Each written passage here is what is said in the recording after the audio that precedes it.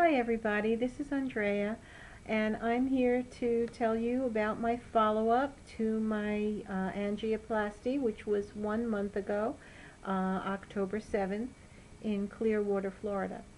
I'm going to be very upfront and tell you right off the bat that I did not have the results that I had hoped for or that some other people have had in terms of dramatic improvement in my symptoms, but I have seen some small improvements, and I am hopeful that over time, excuse me, I'm hopeful that over time these will continue.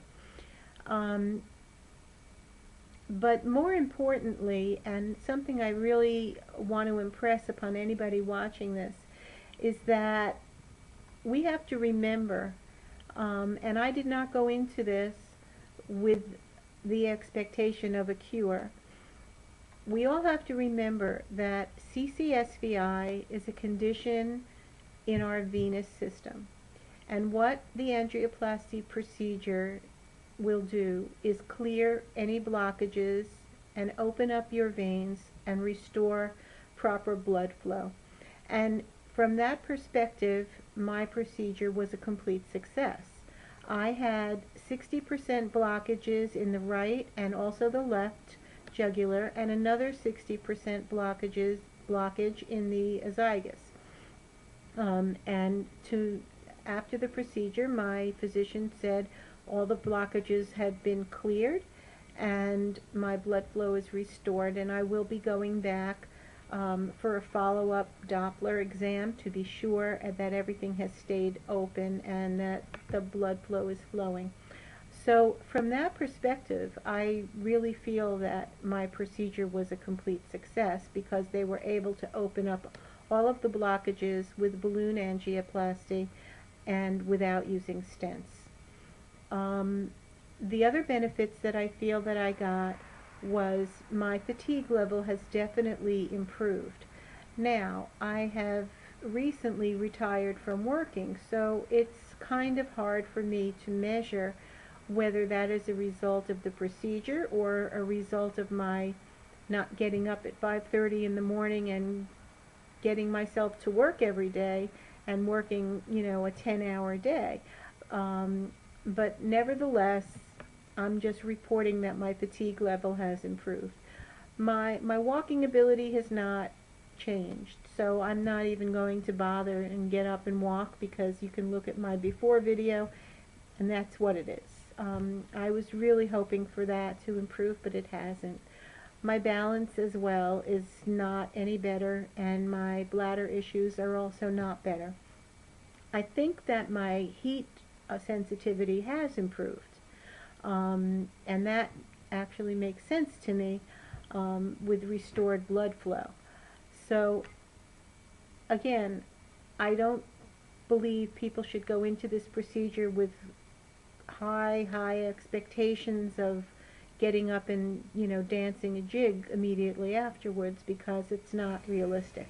So that's where I am today, and I just would like to say a few words about the doctors and the clinic where I had my procedure, because they just have been the most outstanding medical professionals that I have ever encountered in my long medical history. My procedure was done by Dr. Arslan, and he also was assisted by Dr. Jerry, and Dr. Jerry has a very long last name that nobody can pronounce, so everyone calls him Dr. Jerry. And it was done at Dr. Jerry's facility in Clearwater, which is called AI3, Advanced Imaging Interventional Institute. Both doctors and all of the staff were just the most caring, professional, warm people who treated me with respect and intelligence and explained everything every step of the way. I mean, I just cannot speak more highly of them. So on my Facebook page, Andrea Wolkin, you can friend me. I have notes that talk more specifically about how to get to them and how to set up an appointment, or you can just email me or send me a text or whatever, and I'll be happy to refer them. I think anyone who goes to this facility will not be disappointed and be treated wonderfully. And this is not only my opinion, but I've heard exactly the same from everyone I've ever spoken to who's been there. So that being said, I wish everybody well. I'm a very strong believer in the appropriateness of this procedure for people with CCSVI. If you have multiple sclerosis, I urge you to be tested for CCSVI, and if you have that condition, get it corrected. I also really think that with all of the controversy going on within the next 5 years, this is going to be a very accepted medical treatment for multiple sclerosis and possibly other conditions of the central nervous system that are not explained, things like Parkinson's or lupus or the same types of syndromes that MS is. But that's my personal opinion. I am indebted to everybody who assisted me to get this procedure done, and all of the social networking sites, and you guys have just been fantastic. And the last piece of news is that I am starting a foundation to help people financially be able to get this procedure if, like me, their insurance companies cannot or will not pay for it.